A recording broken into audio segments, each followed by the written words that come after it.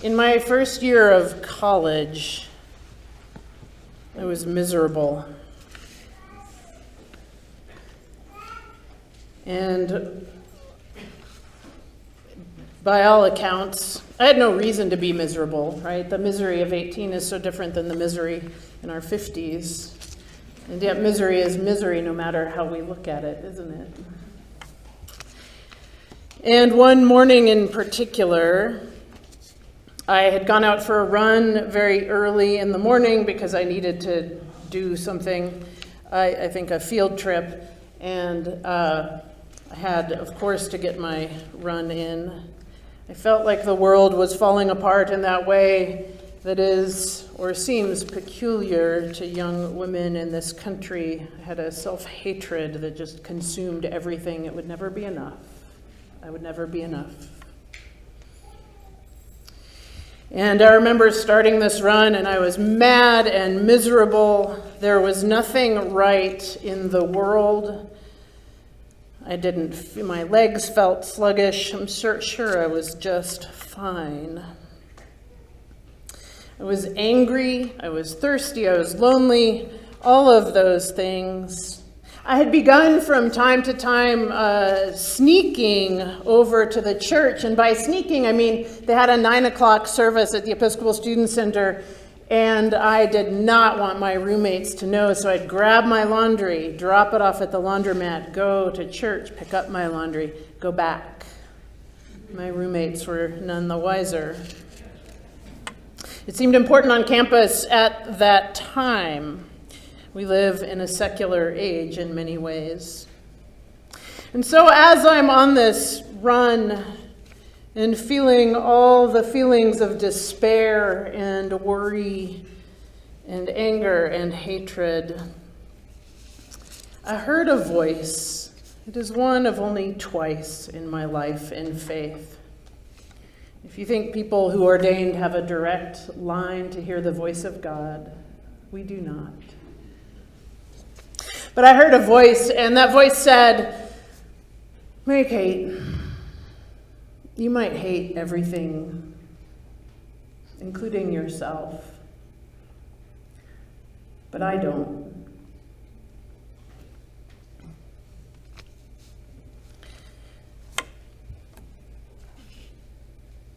Absolutely nothing changed. It was still gray. It was still rainy. I still felt sluggish and slow. But I remember that moment as the beginning of what I call the small yes.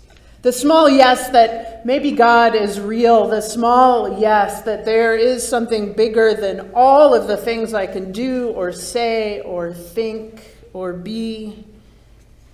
The small yes of Jesus.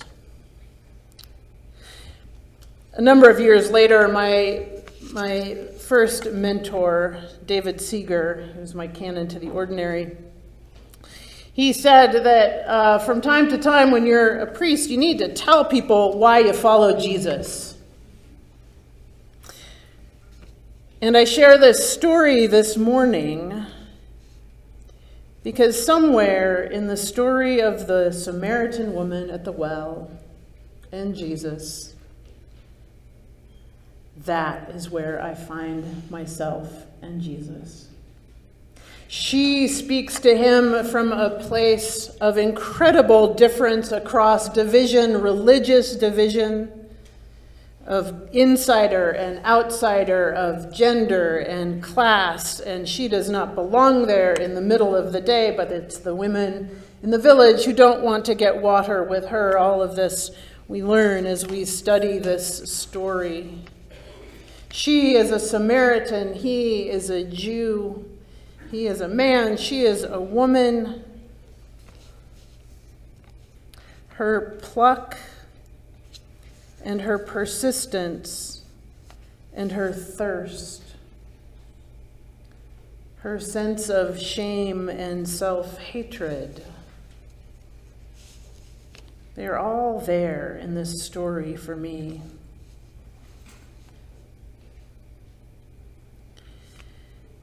And Jesus sees her. He sees all of her, and he knows her, and he loves her, and something happens in her, and she experiences joy, the joy of worship, the joy of knowing the Messiah. It is a yes bigger than mine in that moment, but it is in the same vein that yes, God is real, that yes, we can think and do and say and wonder terrible, hateful things about ourselves and about the world. And God looks upon that and says, you might hate everything, but I don't. And for me, that was the beginning of faith and belief. That for me, that was the beginning of going to church, of really wanting to go to church. Jesus offers her this precious water. I have to say, I love her first response when he says, I'll give you this water. And she says, you don't even have a bucket. Right? For all those moments in our lives when we think the world is full of despair and how can this ever be good? That is our moment with the Samaritan woman. You don't even have a bucket. What can you do? And God says, I can. That thirst, we live in a thirsty world. The Hebrews in Exodus are thirsty for water. We, in our world right now, are thirsty for water. This happens at Jacob's well in a desert land, a well that was dug centuries ago. But there is a deeper thirst. We are thirsty for human connection. As long as I have been in ministry, the research that has been the beginning of a change is the social science research. Robert Putnam wrote an article called Bowling Alone, right? We Americans love to do things, but more and more and more we do them alone to our great demise. The most recent version of this is a movie, of course, that came out. It was shown at a number of places in Boulder. I didn't see it because I think I already understood. The movie is titled, alarmingly, Join or Die.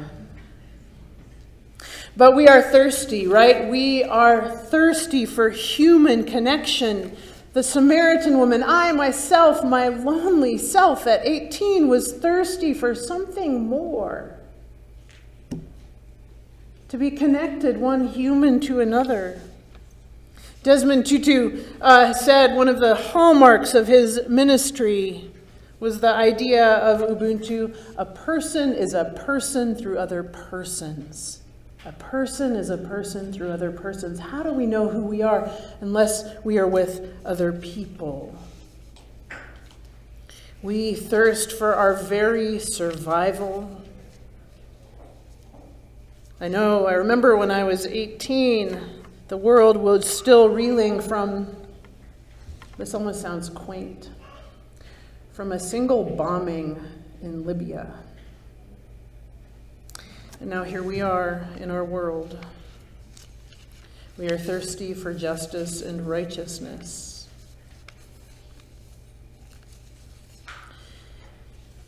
I share this story as a witness, my testimony, personal experience that has reverberated through my life through both seasons of joy and seasons of tremendous despair. Our faith, our religion, is always personal. The stories are our own. Always personal, but never private. Never private. Sometimes we Episcopalians, I know you, I know me, frankly, we struggle with that, don't we? Yeah. So our Lenten journey this year, we take 4 Sundays, beginning last Sunday with Nicodemus. We take 4 Sundays in the Gospel of John, 4 stories. They get longer, so settle in. 4 stories that show us the presence of Jesus, the reality and truth of Jesus, that Jesus is the Messiah. Stories of knowing, of seeing the Samaritan woman, of healing a blind person, of resurrecting Lazarus.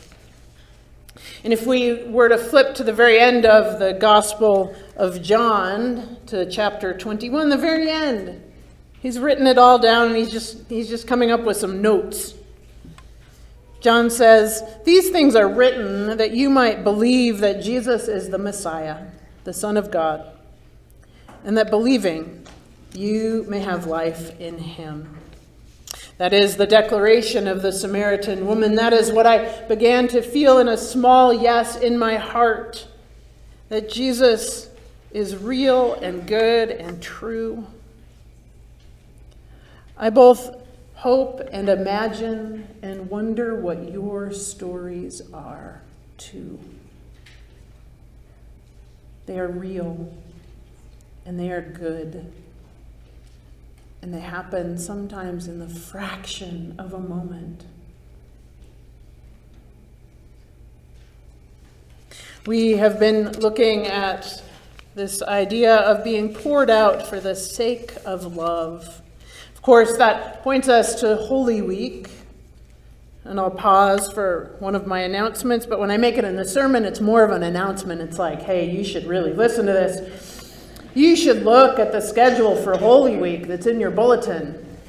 And at the bottom, there's a list of all the services between Palm Sunday, March 29th, and Easter Day, April 5th. The great 3 holy days, Maundy, Thursday, Good Friday, Holy Saturday, with the Easter Vigil on Saturday night. We'll have a baptism that evening. One of the best ways to connect with our story is to connect with the story of Jesus and what he did in times of despair. My God, why have you forsaken me? The kind of love that Jesus had, the kind of love looking at a world that can be so hateful. A God who says, you might hate everything, I don't. You see, it's also us that are poured out for the sake of love, not for self-improvement, but for growing toward God in a complex and complicated world. And to me, that is what it means to live life with living water. It means that I can be, in many ways, like the Samaritan woman who reaches across religious difference. Samaritans and Jews hated each other. Our world is on fire with those who claim religious motives and power and right now. Samaritan woman can make us brave to understand that the world is complex and complicated. She moved across her own sense of unworthiness to listen to Jesus, the power of social rejection, the terrible, hurtful power of social rejection, the separation that is in our systems both by design and by default, a sense of hopelessness for the world. We can only imagine as she trudged in the heat of the day to go get water again, that she wanted a different life, a different way. And so the invitation this Lent is twofold. First, it is, what is your story of knowing God? Can you share it? When? How? It matters. And the second, I think, is an invitation to the small yes. We sometimes, especially in a world where it seems like a 3-second Instagram post is supposed to make a declaration for all time, right? In a world of all-time declarations, let us be faithfully committed to the small yes. How in our lives today, this week, can we say yes to a common life, a common prayer, a common good? How can we make our small yes to generosity of spirit and love and kindness? How can we make a small yes to a different way in a violent world? How can we say yes to hope? Yes to that declaration at the beginning of our service this morning. You have a place in God's house forever. Yes to letting go of what is in ourselves that gets in the way of the love of God, that we ourselves might be living water for a thirsty world. Amen.